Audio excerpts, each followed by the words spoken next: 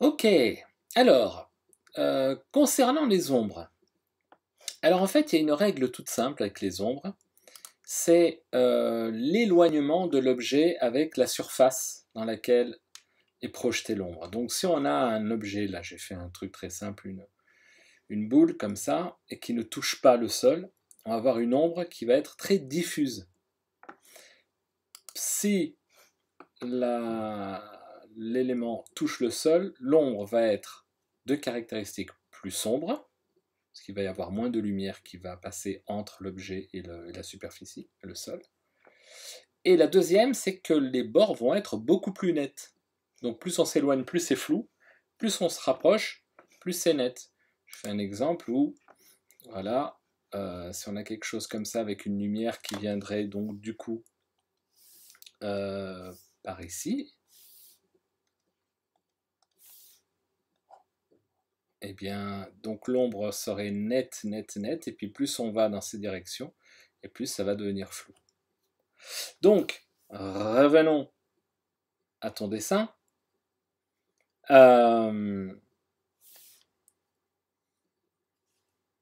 Oups. Donc dans ton dessin, moi ce que je te propose, c'est, voilà, je l'ai un petit peu découpé, très grossièrement, et j'ai fait un peu une ombre. Et ce que j'ai fait, j'ai respecté trois règles. Donc cette règle de la luminosité, plus la surface, plus il y a de distance entre l'ombre et l'élément, ben, moins l'ombre sera sombre. Donc là, ça va avoir une certaine, ça va être un certain niveau de gris. Par contre, ici, là où les pattes touchent, ben, il faut que ça soit plus sombre. Première chose. Deuxièmement, donc j'ai fait un petit peu plus net. Et puis troisièmement, il ne faut pas oublier que de considérer la superficie. C'est-à-dire que là, on n'est pas dans un sol plat, on est dans la colline, on est dans la forêt, et donc bah, forcément l'ombre, elle va pas être comme ça, mais elle va suivre un petit peu. Donc j'ai fait un peu suivre. Donc du coup,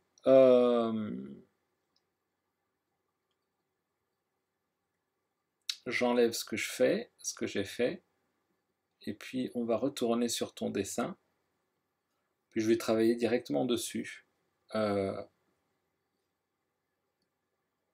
vais vraiment faire de l'à peu près, mais je fais comme une tentative de correction, de modification. Et voilà, je vais travailler qu'avec l'aérographe et avec son épaisseur.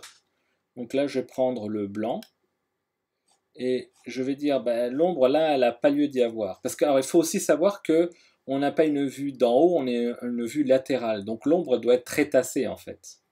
Donc l'ombre, tout ici, il n'y a pas d'ombre en fait.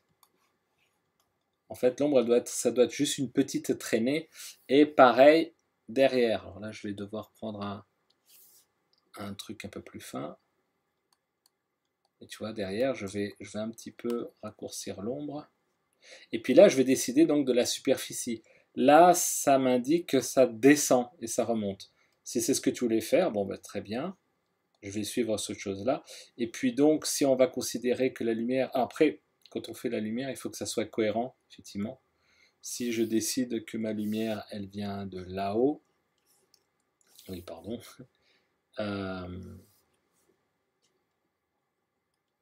hop, si je considère que ma lumière, on va enlever ces petites pierres quand même, si je considère que ma lumière vient d'en haut, il faut que ça soit partout le cas pour les arbres et les animaux. Si la lumière, elle vient par ici, eh bien, il faut que ça soit tout le temps cohérent. Forcément, il y a un seul soleil.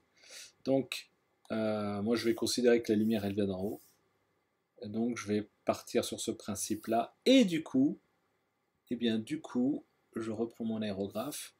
Je vais, hop, enlever un petit peu cette ombre. Il ne faut pas qu'elle aille trop loin. Si elle va trop loin, ça suggère que j'ai une lumière latérale. Et dans ce cas-là, il ne faudrait pas qu'il y ait d'ombre ici.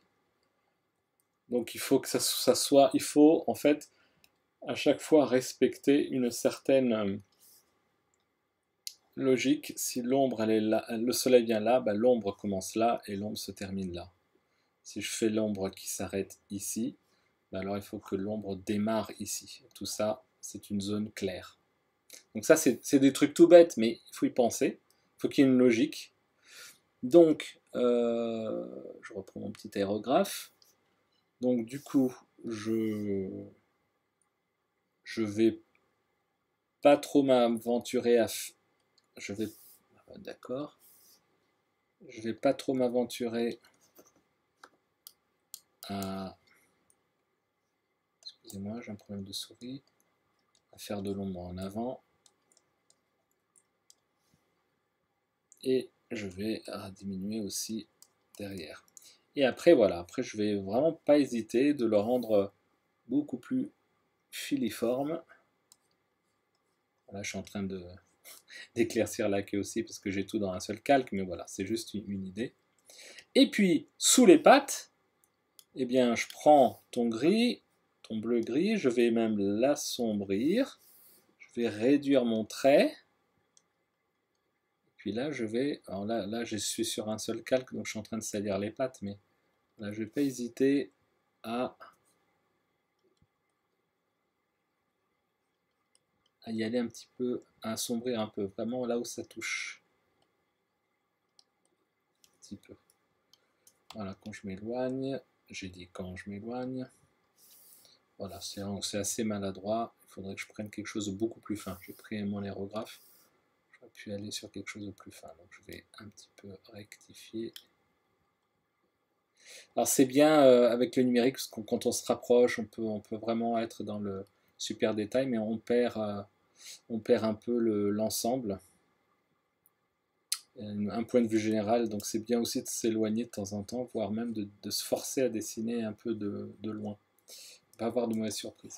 Et ben là c'est pareil. Donc là je vais me prendre un aérographe un peu plus épais et je vais dire ben non, ça c'est bon, c'est pas sous le renard, là on est sur le côté.